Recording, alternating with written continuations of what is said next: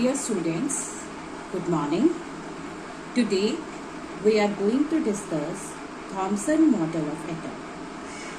So, after the discovery of electrons and protons, basically scientists were indulged in discovering how these electrons and protons are arranged in the atom.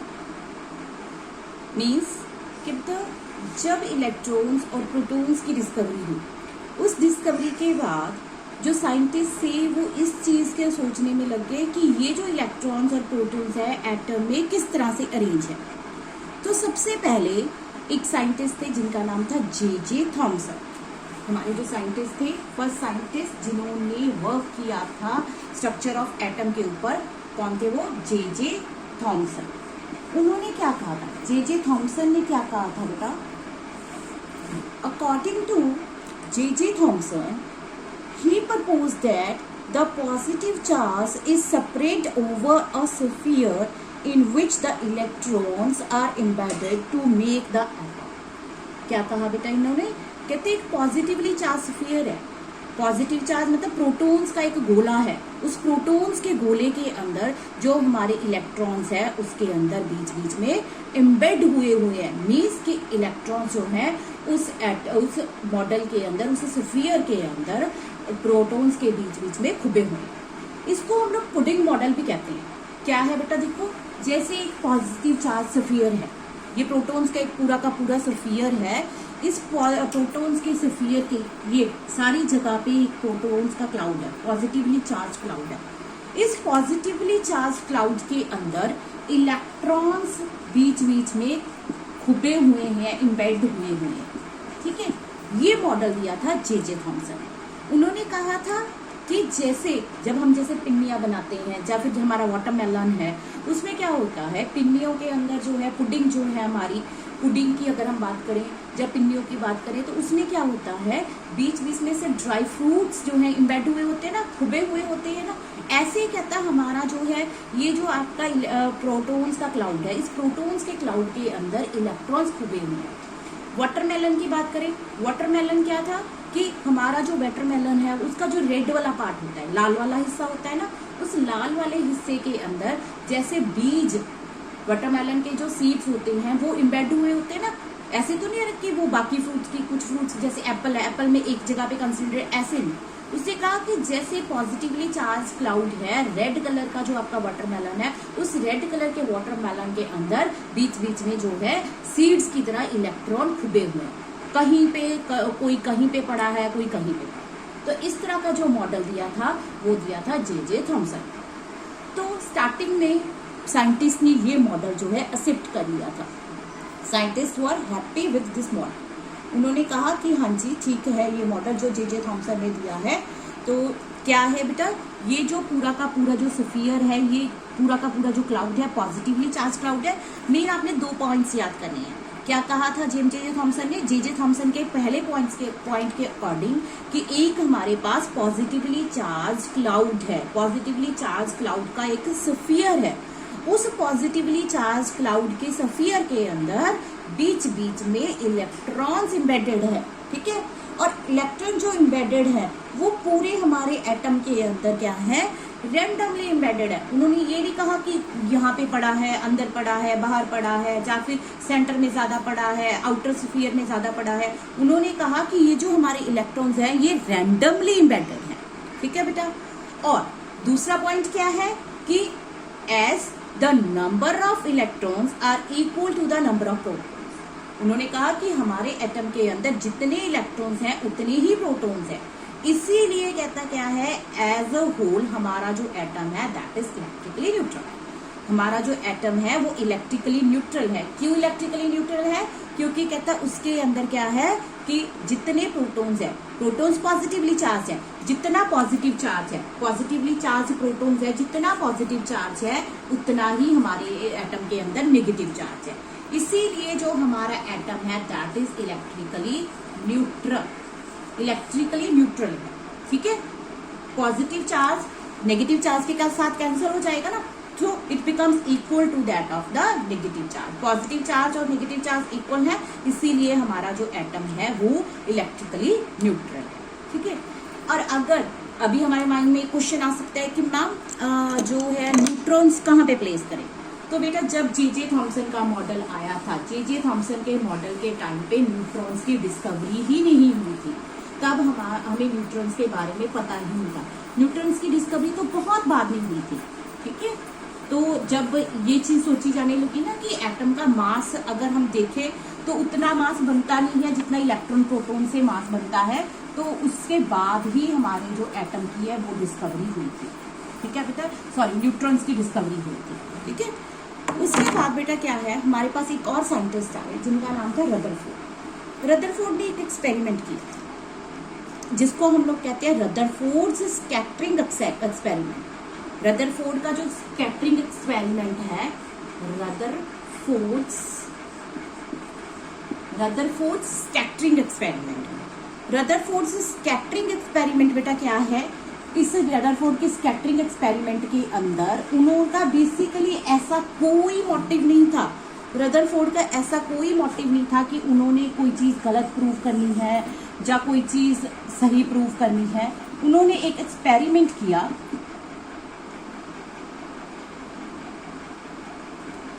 ठीक है, इस experiment के बाद जो उन्होंने analyse किया वो हमारे एटम की जो स्ट्रक्चर है उसमें बहुत इंपॉर्टेंट उसने रोल प्ले किया। बेटा क्या एक्सपेरिमेंट किया, पहले हम एक्सपेरिमेंट देखते हैं, फिर हम देखेंगे कि क्या उनकी ऑब्जर्वेशन थी इस एक्सपेरिमेंट के बाद, फिर क्या रिजल्ट आया इससे, रदरफोर्ड के एक्सपेरिमेंट के बाद क्या रिजल्ट आया। ठीक है बेटा, क्या एक्सपेरिमेंट था रदरफोर्ड का, उन्होंने क्या किया, अल्फा पार्टिकल्स लिए। ठीक है, अल्फा पार्टिकल्स लिए, अल्फा पार्टिकल्स। बेटा ये अल्फा पार्टिकल्स क्या होते हैं, हीलियम होता है ना, जो हमारा हीलियम होता है, हीलियम आप लोगों को पता है कि हीलियम क्या होता है, हीलियम का 2 एटॉमिक नंबर होता है और इसका जो मास होता है वो 4 होता है। मीन्स इसके अंदर 2 इसके अंदर इलेक्ट्रॉन्स है, 2 प्रोटॉन्स है और 2 ही न्यूट्रॉन्स है। ठीक है, प्रोटॉन जो होते हैं वो एटॉमिक नंबर से रिप्रेजेंट करते हैं। लास्ट वीडियो में हमने कहा था कि एटॉमिक नंबर क्या होता है, number of protons present in an atom. तो हमने अभी ये भी कहा कि जितने प्रोटॉन्स है एक न्यूट्रल एटम के अंदर उतने ही इलेक्ट्रॉन्स होते हैं। ठीक है बेटा, तो बेटा देखो हमारा जो हीलियम है हमारा, हीलियम के अंदर हमारे पास 2 प्रोटॉन्स और 2 इलेक्ट्रॉन। न्यूट्रॉन्स कैसे कैलकुलेट कर लोगे बेटा आप, 4 - 2 मास नंबर से अगर हम एटॉमिक नंबर माइनस कर देते हैं तो हमारे पास क्या आ जाते हैं, नंबर ऑफ न्यूट्रॉन्स। ठीक है, और अब इस हीलियम को हम लोग अल्फा पार्टिकल कैसे बनाते हैं। ठीक है, अल्फा पार्टिकल क्या होता है, बेसिकली हम लोग ये डिस्कस कर रहे थे ना, इस अल्फा पार्टिकल क्या होगा, अगर हीलियम के एटम में से हम लोग 2 इलेक्ट्रॉन्स को रिमूव करें, 2 इलेक्ट्रॉन्स ही होते हैं हीलियम के पार्टिकल के अंदर, उस हीलियम के पार्टिकल से अगर हम 2 के 2 इलेक्ट्रॉन्स को रिमूव कर दें तो उस हीलियम के ऊपर क्या आ जाएगा, 2 पॉजिटिव चार्ज आ जाएगा ना। इससे अगर हम लोग 2 इलेक्ट्रॉन्स माइनस करते हैं तो हमारे पास क्या बन जाएगा, ये 2 पॉजिटिव बन जाएगा। डबली पॉजिटिवली हीलियम पार्टिकल को हम लोग क्या कहते हैं, अल्फा पार्टिकल कहते हैं। ठीक है, रदरफोर्ड ने ये अल्फा पार्टिकल्स लिए थे। इन अल्फा पार्टिकल्स को उन्होंने क्या किया, किसी हैवी मेटल का, किसी कौन से, गोल्ड की, जो गोल्ड था उसके ऊपर, गोल्ड फॉइल के ऊपर रदरफोर्ड ने क्या किया था, अल्फा पार्टिकल्स को स्ट्राइक किया था। अल्फा पार्टिकल्स क्या थे कि जब हमारे पास हीलियम है, हीलियम के ऊपर अब डबल पॉजिटिव चार्ज आ जाता है, कैसे आ जाता है, इलेक्ट्रॉन की रिमूवल के बाद 2 के 2 जो इलेक्ट्रॉन है वो निकल जाए, उसके बाद जो हीलियम का पार्टिकल बन जाता है that is called alpha particle. इस अल्फा पार्टिकल को रदरफोर्ड ने क्या किया, गोल्ड फॉइल के साथ स्ट्राइक करवाया। गोल्ड फॉइल के साथ जब उन्होंने स्ट्राइक करवाया तो जो उनको रिजल्ट मिला, जो उन्होंने ऑब्जर्व किया, दैट वाज रियली सरप्राइजिंग। वो जे थॉमसन के मॉडल के साथ मैच ही नहीं करती थी उसकी ऑब्जर्वेशन। बेटा क्या था, देखो एक्सपेरिमेंट क्या था, पहले हम लोग देखते हैं। ये देखो उन्होंने अल्फा पार्टिकल लिए, ठीक है, यहाँ पे एक बहुत थिन गोल्ड की फॉइल लगाई, बहुत पतली सी, जैसे आपका पेपर है इतनी थिन उन्होंने गोल्ड की फॉइल लगाई। इस गोल्ड फॉइल के अराउंड उन्होंने एक स्क्रीन लगाई, ठीक है, स्क्रीन टू कैप्चर, जो भी ऑब्जर्वेशन आएंगी, जो भी रिजल्ट आएंगे वो उसको कैप्चर करने के लिए उन्होंने स्क्रीन लगाई। अभी एक और इम्पॉर्टेंट क्वेश्चन जो आपको जो आपके NTSC है उसमें हेल्प करेगा कि ये जो उसने स्क्रीन लगाई थी ये किसकी लगाई थी बेटा, जिंक सल्फाइड की स्क्रीन लगाई थी, जिंक सल्फाइड। और जिंक सल्फाइड की ही स्क्रीन क्यों लगाई, क्योंकि जिंक सल्फाइड जब उसके साथ कोई भी चार्ज पार्टिकल आके स्ट्राइक करता है तो हमारा जो जिंक सल्फाइड है वो क्या करता है, ग्लो करता है। ठीक है, इसीलिए उन्होंने ये स्पेसिफिक स्क्रीन लगाई। अब देखो यहाँ पे एक छोटा सा उन्होंने होल रखा, इस होल को हम लोग कहते हैं स्लिट।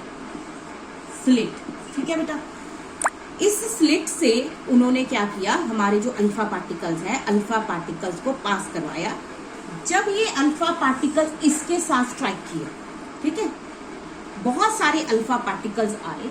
जब बहुत सारे अल्फा पार्टिकल इस गोल्ड फॉइल के साथ आके, बहुत सारे जो अल्फा पार्टिकल थे जब वो गोल्ड फॉइल के साथ आके स्ट्राइक किए तो क्या हुआ, तो क्या ऑब्जर्वेशन हुई कि बेटा इसमें से जो बहुत सारे अल्फा पार्टिकल्स थे वो स्ट्रेट पास कर गए। इस तरह से ज्यादातर जो हमारे अल्फा पार्टिकल्स थे जो रदरफोर्ड ने पास करवाए थे वो स्ट्रेट पास करे।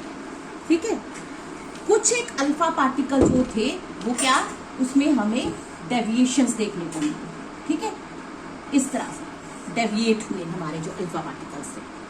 पर बहुत कम अल्फा पार्टिकल्स ऐसे थे जो ऑलमोस्ट 360 के ऊपर डिविएट करते। जैसे अल्फा पार्टिकल आया वैसे ही आपका जो है डेविएट कर गया, जो उसके लिए बहुत कम ऐसे अल्फा पार्टिकल थे जो कि जिसने लार्ज डेविएशंस शो की। ठीक है, बहुत कम ऐसे अल्फा पार्टिकल थे जिन्होंने लार्ज डेविएशन शो की।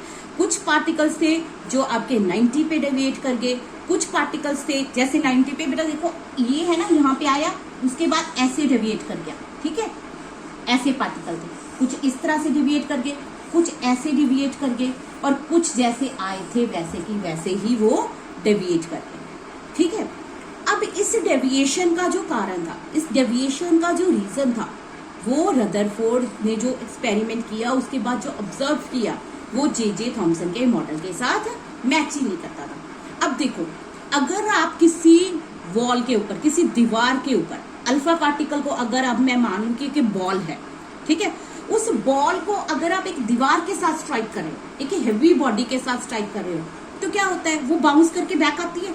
ठीक है, तो बाउंस करके वो वापस आपके पास आ जाती है। अगर ऐसे ही आप उस बॉल को किसी बहुत थिन पेपर की तरह जो है चीज के साथ स्ट्राइक करोगे तो वो क्रॉस करके क्या चली जाएगी, उसको आगे निकल जाएगी। ठीक है, अगर आप एक पतली सी चीज के साथ, एक जो है वेटलेस चीज के साथ, जिसका कोई वेट मास नहीं है, नेग्लिजिबल वेट मास है, उसके साथ स्ट्राइक करोगे तो वो ऐसे क्रॉस करके चली जाएगी। ठीक है, पर अगर एक वॉल के साथ स्ट्राइक करोगे तो वो स्ट्राइक होने के बाद बैक आ जाती है आपके पास।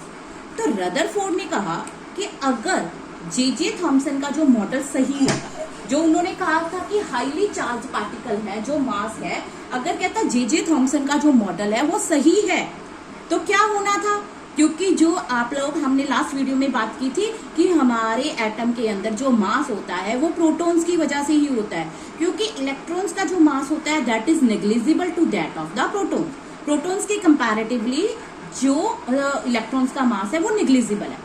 अब अगर रदरफोर्ड का मॉडल सही होता तो यहाँ पे सारी जगह पे क्या होना था, प्रोटॉन्स होने थे, प्रोटॉन्स पॉजिटिव चार्ज था, और उस पॉजिटिव चार्ज, उस मैसिव पार्टिकल के साथ अगर कोई चीज स्ट्राइक करती तो उसे बाउंस बैक करना था। पर क्या हुआ, पार्टिकल तो बहुत कम बाउंस बैक किए। ठीक है, ज्यादातर पार्टिकल तो स्ट्रेट निकल गए, बहुत कम ऐसे पार्टिकल थे जो बाउंस बैक किए। आप लोग ये कहोगे कि 99% जो पार्टिकल थे वो ऑलमोस्ट बिना किसी डिफ्लेक्शन के, बिना डेविएट हुए, अपना रास्ता बिना बदले वो सीधे निकल गए। ठीक है, और आपके पास बहुत कम ऐसे पार्टिकल थे जिसके अंदर हमें बहुत ज्यादा डेविएशन मिली, और कुछ पार्टिकल्स ऐसे थे जो स्मॉल एंगल्स के ऊपर डेविएट किए। अब ये देखो, ये डेविएशंस का क्या एक्चुअल रीजन क्या है, कि जो इस तरह की डेविएशन हुई है, इस तरह की डेविएशन का एक्चुअल रीजन क्या है, इसके बारे में हम बात करते हैं।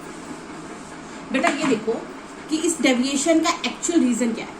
अब ये देखो कि अगर उसने कहा, फिर रदरफोर्ड ने क्या कहा कि एक्चुअल में जो हमारा एटम है उसके अंदर बहुत कम जगह में सारा का सारा मास इकट्ठा हुआ पड़ा है, कंसंट्रेट हुआ पड़ा है, ठीक है। बाकी जो एटम के आसपास जगह है, बाकी जो एटम के अंदर जगह है वो क्या है, खाली जगह है। उस खाली जगह में से अगर कहता कोई चीज पास करेगी तो वो सीधी जाएगी, ठीक है। अब देखो अगर कहता क्या है, ये सारा का सारा मास अगर हम मान ले कि बहुत थोड़ी सी जगह पे कंसंट्रेट है, अब जो पार्टिकल यहाँ पे इसके बिल्कुल सेंटर में आके जब इससे स्ट्राइक करेगा वो आपका जो है ऐसे का ऐसे ही डेविएट कर जाएगा, जैसे कि आया था वैसे का वैसे वापस चला जाएगा। अब अगर कोई पार्टिकल जो है इसके ऐसे यहाँ पे गया, उसकी डेविएशन ऐसे हो जाएंगी, उसकी ऐसे, और जो पार्टिकल यहाँ पे आके टच किया, स्लाइटली टच किया, उसके अंदर 90 डिग्री की डेविएशन होगी। बाकी जो पार्टिकल्स यहाँ से क्रॉस करेंगे वो सारे के सारे पार्टिकल्स क्या हैं, वो स्ट्रेट पास करेंगे, वो सारे के सारे पार्टिकल्स जो है स्ट्रेट पास कर जाएंगे हमारे एटम के अंदर, ठीक है बेटा। अब तो रदरफोर्ड ने इससे क्या एनालाइज किया, इस एक्सपेरिमेंट के बाद रदरफोर्ड ने क्या एनालाइज किया, रदरफोर्ड ने क्या एक्सप्लेन किया कि एक्चुअल में जो हमारा जो एटम है उस एटम के अंदर जो ज्यादा जगह है, लार्ज स्पेस है, वो क्या है, एम्प्टी है, ठीक है। There must be a very large empty space within the atom, atom के अंदर बहुत ज्यादा स्पेस खाली होनी चाहिए, ना कि जे थॉमसन ने जो कहा था कि इतनी ज्यादा जो स्पेस है वो सारी प्रोटॉन क्लाउड के कारण भरी हुई है। और उसके ओपोजिट उन्होंने क्या कहा, रदरफोर्ड ने क्या कहा कि एटम के अंदर जो ज्यादा स्पेस है वो क्या है, एम्प्टी है, खाली जगह है। और हम ये कहेंगे कि एटम जो है हमारा खाली है ऑलमोस्ट। अब कहता दूसरा पॉइंट, उन्होंने कहा कि कुछ पार्टिकल्स जो थे उसके अंदर स्मॉल डेविएशन हुई, तो स्मॉल डेविएशन होने के कारण ये है, कहता है कि हमारे जो कुछ अल्फा पार्टिकल्स हैं उसके अंदर स्मॉल डिफ्लेक्शन हुई हैं, तो इसका मतलब क्या है कि एटम के अंदर जो पॉजिटिव चार्ज है, जो मासिव पार्टिकल्स हैं, वो बहुत कम जगह के अंदर ऑक्यूपाई हैं। दे occupied very less space in the atom, पूरे एटम के अंदर उसने बहुत कम जो स्पेस है वो ऑक्यूपाई की हुई है, ठीक है।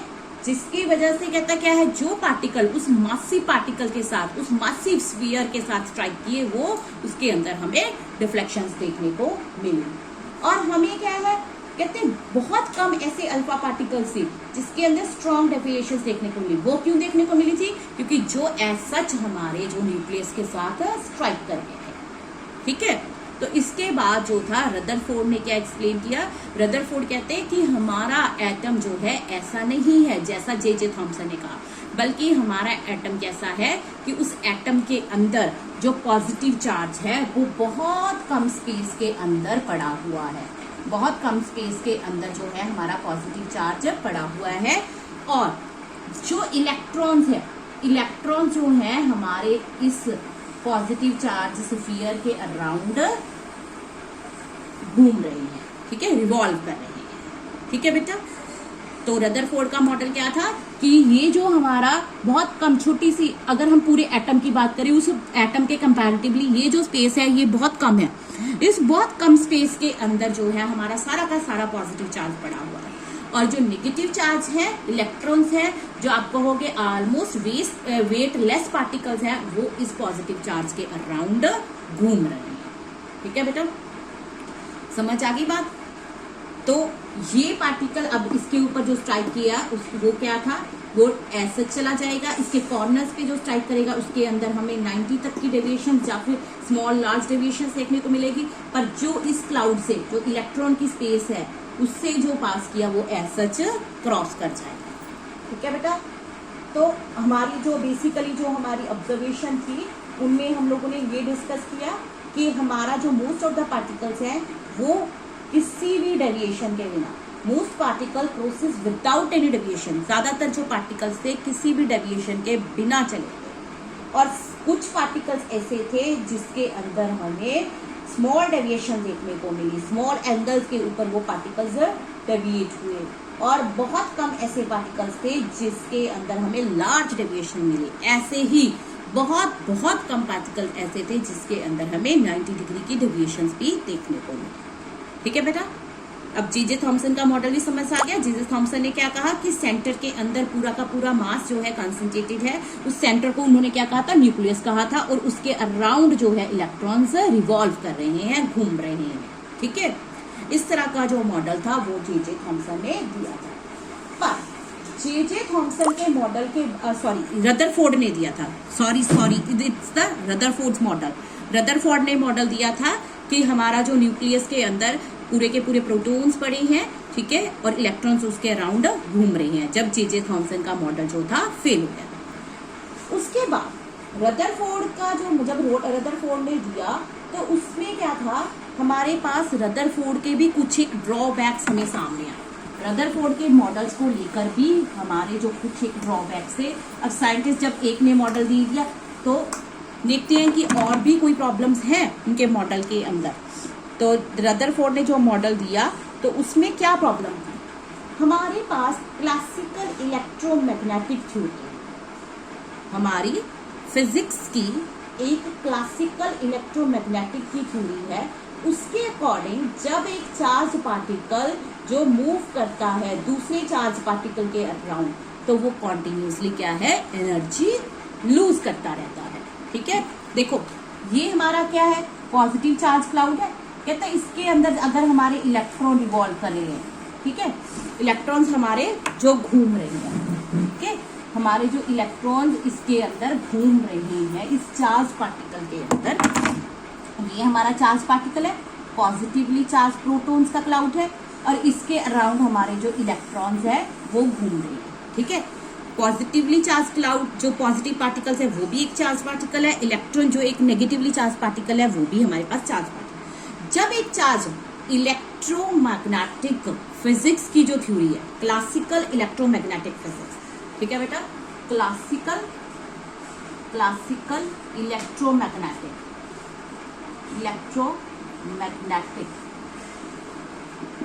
according to the theory of classical electromagnetic, when a charged particle revolve around another charged particle, it continuously loses the energy. जब एक चार्ज पार्टिकल दूसरे चार्ज पार्टिकल के अराउंड घूमेगा तो वो कॉन्टिन्यूसली क्या करेगा, एनर्जी लूज करेगा। अब जो इलेक्ट्रॉन है, इलेक्ट्रॉन यहाँ पे जो इलेक्ट्रॉन पड़ा वो घूम रहा है, कॉन्टिन्यूसली एनर्जी लूज कर रहा है, तो वो क्या है, न्यूक्लियस के अराउंड नेड़े आ रहा है। तो फाइनली जो इलेक्ट्रॉन है वो कहाँ पे फॉल कर जाएगा, आपके न्यूक्लियस के अंदर। ऐसे ही हमारे बाकी के जो इलेक्ट्रॉन्स है वो क्या है, इस तरह से सारे के सारे इलेक्ट्रॉन फाइनली क्या आके न्यूक्लियस के अंदर फॉल कर जाएंगे। अब अगर हमारे जो सारे के सारे इलेक्ट्रॉन, ये देखो ये हमारा न्यूक्लियस है, इस न्यूक्लियस के अंदर जो सारे के सारे इलेक्ट्रॉन फॉल कर जाएंगे तो क्या है, ये वैसा मॉडल बन जाएगा जैसा जे थॉमसन ने एक्सप्लेन किया था। ये मॉडल हमारा वैसा ही बन जाएगा जैसा कि जे थॉमसन ने एक्सप्लेन किया था। तो फिर जे थॉमसन को तो रदरफोर्ड ने खुद ही फेल किया था, तो इट मीन्स कि जो ये रदरफोर्ड का मॉडल था इसमें भी कुछ एक कमियां थी जिसको अभी दूर करने की जरूरत थी। इसकी स्टडी को लेकर नेक्स्ट जो मॉडल दिया था वो दिया था नील बोहर। बेटा नील बोहर का जो मॉडल है वो हम अपनी नेक्स्ट वीडियो के अंदर डिस्कस करेंगे। अभी आपने ये जो है मॉडल, इसको आप लोगों ने ध्यान से समझना है, और इसके बाद आप लोगों ने किस चीज के आंसर देने हैं कि रदरफोर्ड ने अपने मॉडल के अंदर कौन सी स्क्रीन यूज की थी, विच टाइप ऑफ स्क्रीन, और the screen is made up of which kind of material, name that material. Secondly, what are the main observations of the Rutherford model? Rutherford model की main observation क्या थी? Third question बेटा हमारा जो है कि which kind of particles are used by the Rutherford for its scattering experiment? अपने scattering experiment के लिए Rutherford ने कौन से जो है particles का यूज किया था, ठीक है। Fourth and the last question is which type of metals can be